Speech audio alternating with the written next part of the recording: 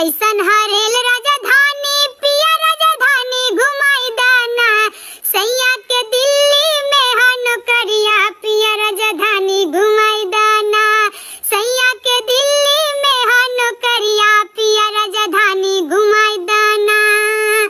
अरे कहाँ रहेला ए सैया कवन ड्यूटिया करेला कहाँ रहेला बलमुआ कवन ड्यूटिया करेला आ केतना मिलेला रुपैया पिया राजधानी घुमाई दाना केतना मिलेला रुपैया पिया राजधानी घुमाई दाना।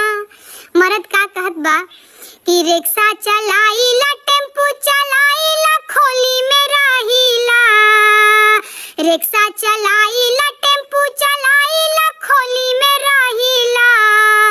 अरे ईटा ढोईला या बालू फेंकीला मजूरिया करीला कि दिन भर के 200 रुपैया धनी धीर धारा हो सैया के दिल्ली में बन करिया पिया राजधानी घुमाई दाना।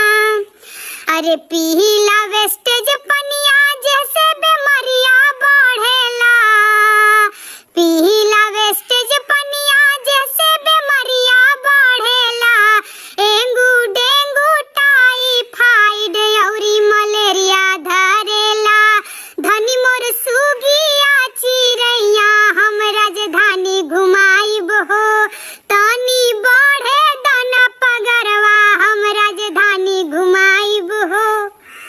मेहरारू कहत बिया कि ठीक बाटे हमके बादे में घुमैया जइया पगार बढ़ जाई लेकिन एक चीज का हमेशा ध्यान रखी है का कि अरे कसम धराई